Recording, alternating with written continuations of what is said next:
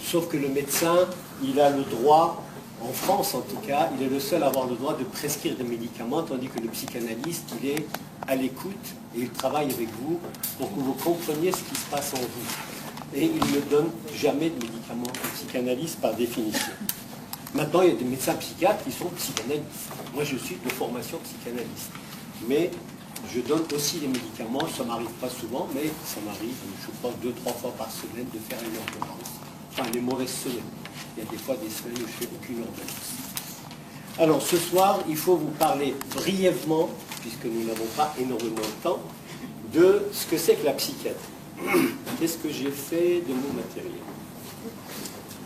Alors, sachez que comme toute chose, on peut parler de la psychiatrie selon différentes portes d'entrée. Par exemple, si on veut quantifier les gens qui sont là, on peut dire, par exemple, les hommes d'un côté, les femmes de l'autre, les bruns d'un côté, les pas bruns de l'autre, les grands d'un côté, les petits de l'autre. C'est une façon de diviser les gens en catégories, c'est une façon d'essayer de comprendre ce qui se passe. Mais vous pensez bien que si on dit les chauves d'un côté et ceux qui ont des cheveux de l'autre côté, on n'a rien dit et on n'a rien expliqué.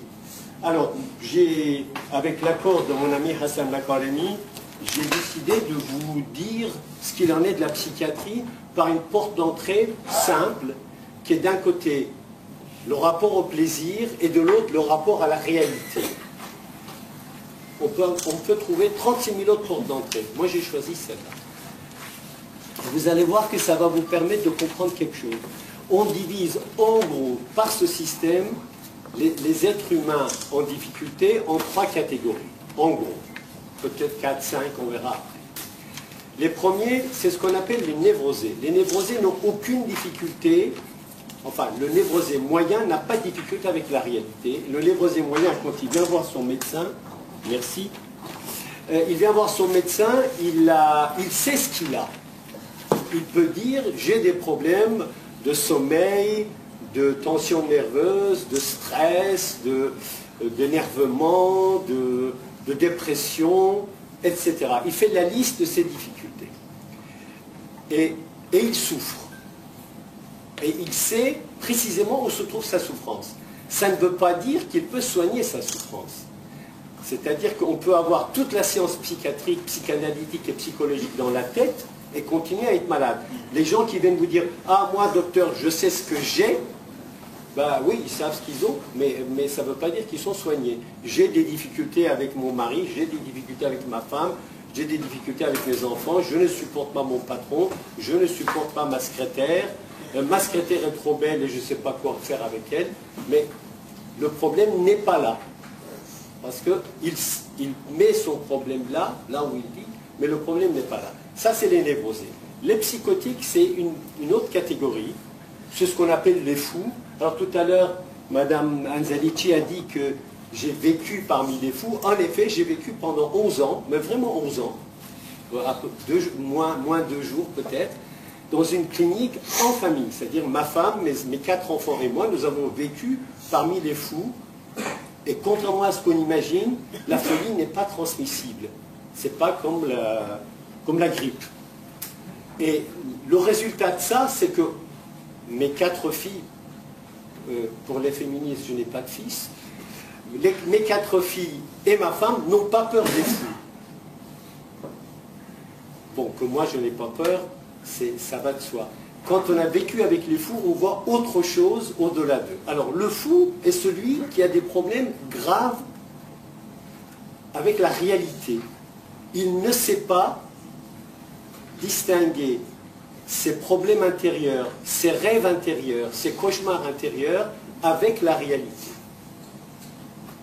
Ah oui, j'ai oublié tout à l'heure à propos du plaisir, le névrosé c'est quelqu'un, pour les Iraniens, qui est comme Moulana Seddine. Vous savez, quand on demande à Moulana Seddine où est son oreille gauche, il monte par derrière, c'est-à-dire qu'il prend un chemin étrange pour les choses. Le névrosé c'est quelqu'un qui prend toujours un chemin étrange pour arriver à ses plaisirs. Et parfois ça va très loin, ce chemin étrange, puisque je vais finir par vous parler des pervers. Alors, le psychotique, il n'a pas beaucoup de problèmes avec le plaisir, puisque il n'est tourné que vers lui-même. Il est le centre du monde pour lui-même, et son plaisir est avec lui-même que ça se passe. Par contre, la réalité, il ne connaît pas. Du moins, le psychotique installé dans la psychose. C'est-à-dire, au début, le psychotique n'est pas totalement comme ça. On commence par être psychotique, et si on n'est pas soigné, on entre de plus en plus comme si on était sur une pente, comme un couple, par exemple, qui se dispute. Si le couple en question n'est pas soigné, ben, on est dans la pente de la dispute jusqu'à non plus pouvoir. Alors, troisième catégorie de population, c'est ce qu'on appelle les pervers. Les pervers, le mot pervers vient du latin qui veut dire détourner, qui veut dire, il faut y avoir un mot en persan, mais pas seulement ce que tu as écrit là, Kajnaradi. Alors, Hassan m'a fait le plaisir d'écrire Rabban Najandi pour les névrosés, Rabban Parishi pour les psychoses et Kajnaradi pour la perversion. Le pervers, c'est quelqu'un qui détourne les choses. Exemple du pervers, c'est un monsieur de 50 ans qui a abusé de sa voisine de 11 ans. Et il y a trouvé son plaisir. Donc quand on lui dit, mais la loi interdit les relations entre un adulte et un enfant non mineur, il dit, ah mais je suis pour rien, monsieur le juge, c'est elle qui est venue me chercher, c'est elle qui m'a séduit, c'est de sa faute, moi je suis pour rien, j'ai perdu la tête. C'est-à-dire qu'il est dans le déni, mais c'est de ça que tu vas parler, je pense. Il ne veut pas savoir. C'est-à-dire que son plaisir prime tout, et la réalité qu'il connaît parfaitement, il s'en fout. La loi surtout, il s'en fout. Voilà. Donc, en résumé, c'est ce que je voulais vous dire. Maintenant, il y a une autre porte d'entrée. Si je prends mon livre, si ça vous intéresse, vous allez acheter un livre comme ça, mais il y en a plusieurs sortes de ce type de livre. Ce livre n'a pas les mêmes portes d'entrée que je viens de vous donner. Il commence par les troubles de l'humeur, c'est-à-dire la dépression. Comment on dit en persan, troubles de l'humeur? Mouchkelate, Akhlari, Badakhlari, pardon? Kholri. Donc je cherche le terme psychiatrique. Oui, enfin, tu dois savoir, toi. Comment on dit trouble de l'humeur en persan? Kholri. Je suis un peu Kholbokhou. Mouchkelate Kholbokhou.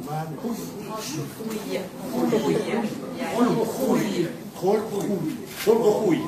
D'accord. Donc, si vous entrez par la porte des troubles de l'humeur, vous avez aussi la division entre troubles de l'humeur chez le névrosé et troubles de l'humeur chez le psychotique.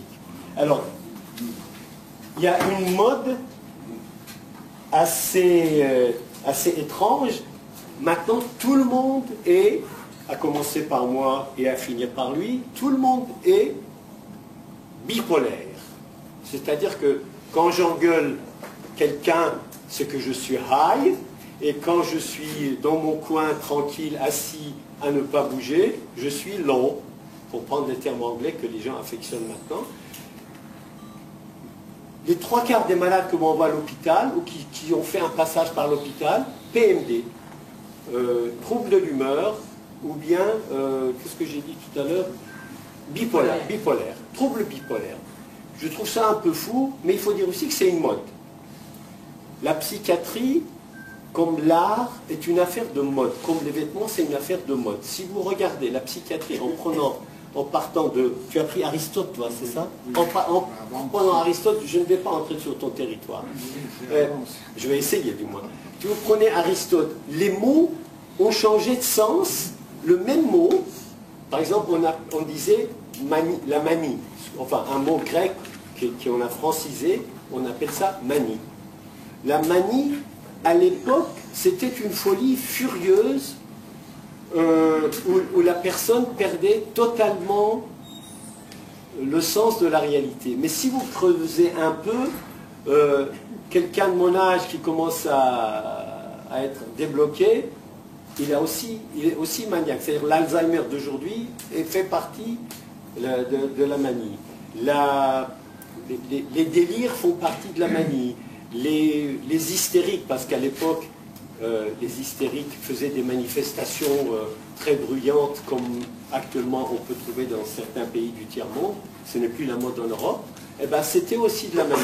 Mais au fur et à mesure que le temps est passé, la manie maintenant c'est un truc extrêmement précis. D'ailleurs, ce n'est plus de mon temps. Il y a 50 ans, quand j'ai commencé à la médecine, maintenant ça n'est plus utilisé. La manie, c'était l'état d'excitation avec du délire. D'ailleurs, maintenant, le mot manie est enterré. Si vous prenez le mot hystérie, au temps d'Aristote, c'était que les femmes, et le mot hystérie, ça vient, c'est bon pour les féministes, une fois de plus. Les femmes, ce n'est que les femmes, et ça vient de l'utérus. Et on expliquait que si la femme avait été dans un état d'hystérie, c'est que l'utérus était devenu sec parce qu'il n'était plus mouillé par la semence masculine. Donc, la femme hystérique, c'est la femme qui n'était pas satisfaite par un homme.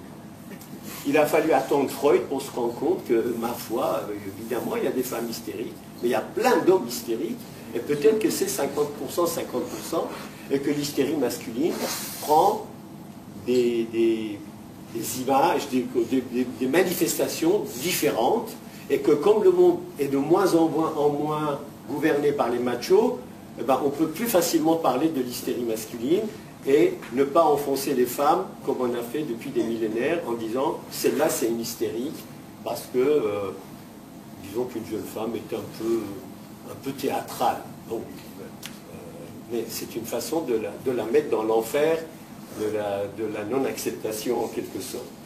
Alors, qu'est-ce que je voulais vous raconter?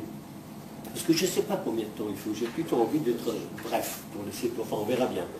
Alors il y a une autre chose que je voulais donner comme notion. On a la salle jusqu'à 10h moins 10. Ah, je croyais que c'était 9h. Non, bon, après on a... D'accord, on a la discussion. Je voulais le point de départ de cette soirée, c'était une discussion entre Nahidé et moi, où on a un petit peu pensé que peut-être que ce serait bien de discuter avec les Iraniens de leurs difficultés. Parce qu'il y a une pathologie d'Iraniens en exil, comme c'est le cas des 3/4 d'entre vous. Moi, je vous signale que je ne suis pas un exilé. Moi, je ne suis pas là parce qu'il y a eu la révolution islamique en Iran. Moi, je suis là parce que mes parents ont décidé de quitter l'Iran quand j'étais un bébé. Et donc, c'est par hasard que j'ai vécu de 11 à 13 ans en Iran, mais je suis un des rares à ne pas être un exilé parmi vous. Alors, donc, on a dit, est-ce qu'on va parler de la pathologie des exilés? Je dis, ça peut se faire, mais peut-être qu'il faut débattre avec la salle. Par contre, on peut donner, Hassan et moi, chacun selon ses possibilités, une porte d'entrée dans la psychiatrie pour que vous puissiez décrypter un petit peu les choses. Il faut dire aussi qu'en rentrant chez vous, si vous allez sur Internet, vous allez avoir 1000 fois plus d'informations que nous deux, on vous aura donné. Donc, on est là pour autre chose que des informations, premièrement, deuxièmement, troisièmement. Une chose, puisque on a parlé du statut de la femme en persan, malheureusement, ça n'a pas été... Moi, j'aurais voulu qu'on traduise ce qui a été dit en français, parce que ça aurait pu grandement intéresser les Français qui sont les francophones qui sont dans la salle. Si on a parlé de la relation de la femme et de l'homme et de la situation de la femme dans le monde et de la persécution dont a été l'objet la femme depuis des millénaires, j'ai pensé qu'il fallait que je vous parle de ce qui nous préoccupe, nous, à savoir l'Édipe, l'Oedipe. Alors,